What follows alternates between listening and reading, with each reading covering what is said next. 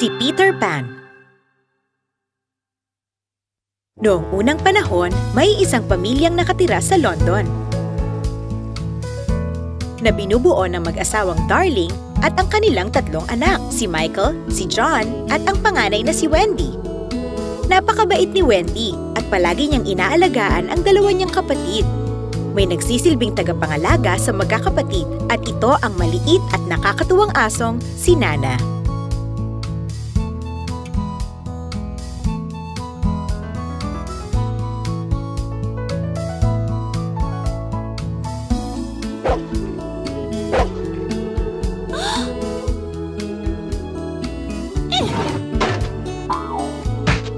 Ouch! Sana dumating dito si Peter Pan. Si Peter Pan, Captain Hook, pati si Tinkerbell. Kinabukasan ng gabi, naghahandang umalis si Mr. at Mrs. Darling para sa isang handaan. John, Michael, Wendy, aalis muna kami. Bumaba ang mga bata para magpaalam sa kanilang mama. Bumalik sa kwarto ang mga bata at muling natulog. Maya-maya pa, may ilaw na naaaninag mula sa bubong. Dumating muli sina Peter Pan at Tinkerbell. Maingat na binuksan ni Peter Pan ang bintana at agad pumasok sa bahay. Lumipad si Tinkerbell sa bawat sulok ng silid at nahuhulog ang lahat ng gamit na kanyang natatamaan. Shh! Huwag ka maingay. Baka magising sila. Binuksan ni Tinkerbell ang tokador kung saan nagtatago ang anino ni Peter Pan. Agad hinarang ni Peter Pan ang kanyang anino. Itatali na ulit kita. Sinubukang itali ni Peter Pan ang kanyang anino pero lagi itong nakakawala. Shh! Huwag kang gagalaw. Pero huli na ang lahat dahil gising na si Wendy at gulat na gulat sa kanyang nakita. Naku, patay! Sino ka? At anong ginagawa mo dito? Ako nga pala si Peter Pan. Sinusubukan kong itali ang anino ko. Akin na yan, ako na ang magtatali. Tinahi ni Wendy ang anino ni Peter Pan gamit ang sinulid at karayom. Habang nagtatahi, nagkwento sa kanya si Peter Pan tungkol sa Neverland. Doon nakatira si Peter Pan kasama ang mga Lost Boys. Siya daw ang leader ng mga ito at lagi siyang nagkukwento sa kanila tungkol kay Wendy. Nakaramdam ng selos si Tinkerbell sa pagiging malapit ng dalawa. Oh, wow! Napakasaya naman pala ng buhay mo. Gusto mo bang sumama sa akin? Pwede ba? At pwede ko bang isama ang mga kapatid ko? Pwede naman. Bakit hindi? Ikaw ang magiging mama nila dun at kakwentuhan mo rin sila bago sila matulog. Ayan, tapos na. Hindi ka natatakasan ng anino mo. Gigisingin ko na si John at Michael. Salamat, Wendy. Binigyan ni Peter Pan si Wendy ng isang kwintas bilang pasasalamat. Pinakilala naman ni Wendy si Peter Pan kay John at Michael. Tuwang-tuwa ang magkapatid nang makilala si Peter Pan. Tara na! Lumipad na tayo. Mahaba pa ang lalakbayin natin. Pero hindi kami marunong lumipad. Madali lang. Kailangan mo lang ng tiwala sa iyong sarili at ilang budbod ng pixie dust. Halika dito, Tink. Nag-aalangan man, binigyan sila ni Tinkerbell ng pixie dust. Handa na ba kayong lumipad? Handa na! Kung ganon, tara na! At nagsimula na silang maglakbay. Nadaanan nila ang napakagandang London Bridge, pati na rin ang Clock Tower at ilang saglit pa ay umibabaw na sila sa mga ulap. Sa unang sikat ng araw kinaumagahan, nakita nila ang pinakamataas na gusali sa buong mundo.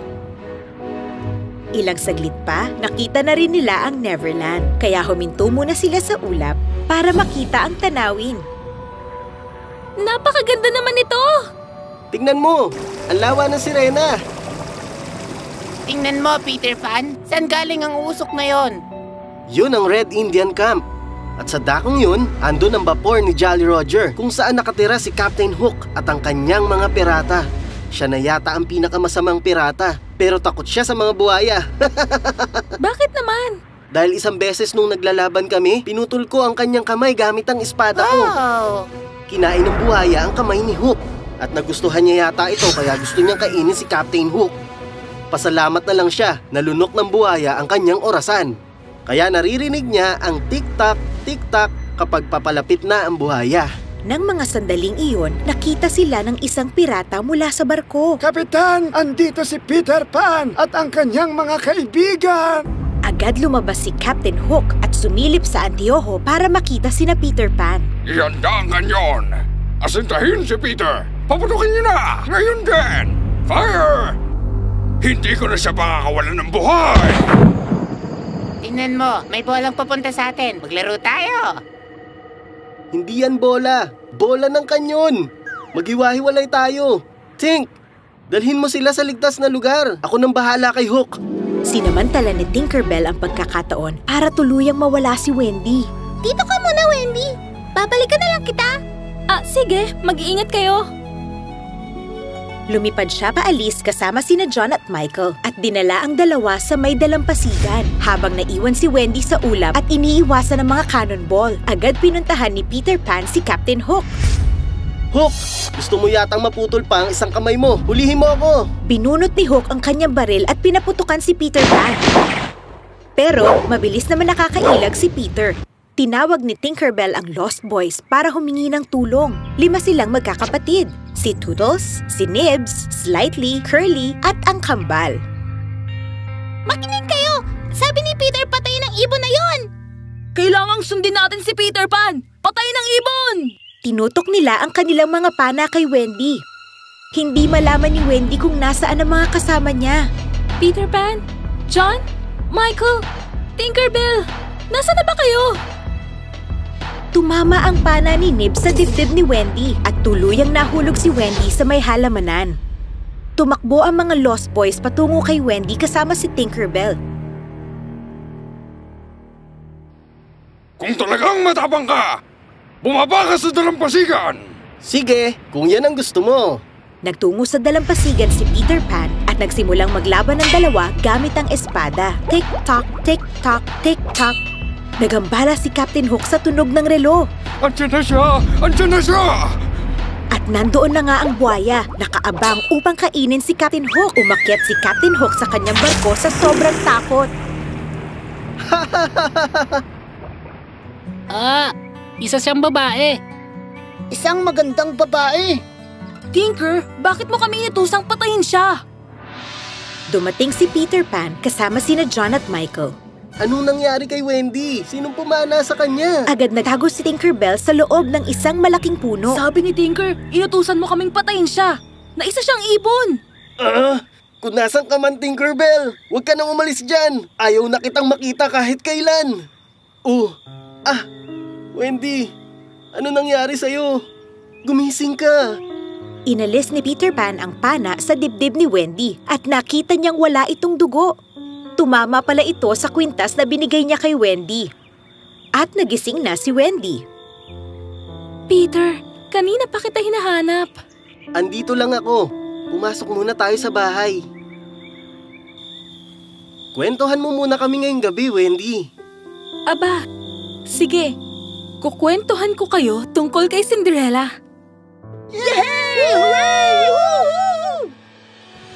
Kinabukasan, sabay-sabay silang lumipad para mamasyal sa lawa ng mga sirena. Kaibigan ni Peter ang mga magagandang sirena. Bigla na lamang napasigaw si Nibs. Mga pirata! Magtago tayo! Natago ang mga bata sa likod ng mga bato. Nakita ni Peter at Wendy na binihag ng mga pirata si Tigress Lily, ang Indian na prinsesa. Iniwan siya ng mga piratang nakatali sa isang puno. Nako, si Tiger Lily. Kailangan ko siyang iligtas. Ginaya niya ang boses ni Captain Hook para lituhin ang mga pirata. Pakawalan niyo siya! Pero Kapitan, inutusan niyo kami dalhin siya dito. Pakawalan mo nga, inutil! Gawa-gawa ko lang yan para pahuli si Peter Pan. Masusunod po, Kapitan. Pinakawalan ng mga pirata si Tigress Lily at agad siyang bumalik sa kanilang kampo. Nang marinig ni Captain Hook ang nangyari, alam niyang pakana itong lahat ni Peter Pan. Galit na galit si Captain Hook. Tama na! Tuturuan ko ng leksyon ng Peter Pan na yan! Humanda ka sa akin, bata ka! Nang gabing iyon, nagkwento si Wendy tungkol sa 3 bata na umalis sa kanilang bahay para pumunta sa Neverland. Hinahanap na daw sila ng kanilang mga magulang. Napamahal man sila sa Neverland, hindi pa rin nila nalilimutan ang kanilang tahanan. Hindi ba parang tungkol sa atin ang kwento mo? Oo. Ito ang kwento natin. Minsan nalilimutan ng mga magulang ang kanilang anak at may papalit sa kanilang lugar. Baka nga hinihintay na kami ni na Mama at Papa. Kailangan na naming umuwi. Uuwi kami bukas ng umaga. Sino nang magkukwento sa amin kung ganun? Bakit hindi na lang kayo sumama sa amin? Doon kayo manirahan. Yay! Magkakaroon na rin tayo ng mga magulang! Peter, gusto mo rin bang sumama sa amin? Tatanda kayong lahat doon sa mundo nyo. Gusto ko lang, palagi akong bata. Ayoko sa lugar kung saan may mga nagdidikta kung anong gagawin ko. Malungkot si Peter Pan dahil aalis na ang kanyang mga kaibigan kinabukasan at maiiwan siyang mag-isa. Kinaumagahan, umalis na ang mga bata sa bahay. Ayaw na silang makitang umalis ni Peter Pan. Yun pala, nag-aabang ang mga pirata sa di kalayuan. Hinuli nila ang mga bata, tinali upang hindi makawala at dinala kay Captain Hook. Nakita ni Tinkerbell ang buong pangyayari mula sa itaas ng puno. Diyos ko! Nasaan si Peter Pan? Kailangan balitaan ko siya! Peter Pan! Nasaan ka na ba? Peter Pan! Ano nangyari, Tinker? Halika na! Nahuli si na Wendy ng mga pirata! Iligtas natin sila! Ganun ba? Tara, ipakain natin si Captain Hook sa buhaya. Nakatali ang mga bata sa barko ni Captain Hook. Kayo ang ipapakain ko sa matakaw na buhayang yon para lubayan na niya ako sa wakas. Tayong magtutuos, Hook! Naglaban si Peter Pan at Captain Hook gamit ang kanilang mga espada. Tinutok ni Peter Pan ang kanyang espada kay Hook at agad ito nahulog sa dagat. Agad namang nakain si Captain Hook ng nag-aabang na buhaya at yun na ang katapusan ni Hook. Pinakawalan ni Tinkerbell ang mga bata. Pinalibutan nila si Peter Pan. Napakatapang mo, Peter Pan. Parang yung mga bida lang sa mga kwento. Ngayon, ikaw naman ang ikukwento ko sa mga bata. Wala yon. Kayo pa? Sige na, maganda na kayong umalis. O baka naman nagbago na ang isip mo. Peter, sumama ka na kasi sa amin. Ako si Peter Pan, ang batang hindi tumatanda. Sasamahan ko kayo hanggang sa bahay nyo. Yay! Umalis na sila pabalik ng London. Tuwang-tuwa sina Mr. at Mrs. Darling sa pagbalik ng kanilang mga anak kaya hindi nila napigilang yakapin sina Wendy, John at Michael. Buong tiwala akong uuwi rin kayo balang araw. Sabik na ako sa inyo, mga anak. Sino ito mga kasama mo, Wendy? Mga nakilala po namin sa Neverland. Sina Toothless, Nips, Slightly, Curly at ang Kambal. Galing din po sila sa Neverland at gusto sana nilang tumira dito sa atin. Aba, oo naman. Yay!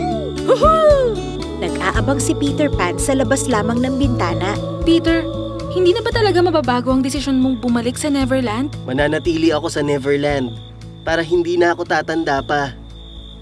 Paalam, Peter. Mamimiss ka namin. Paalam, Wendy. Paalam, mga bata. Huwag niyo sana akong makalimutan. At umalis na si Peter Pan at Tinkerbell para bumalik sa Neverland.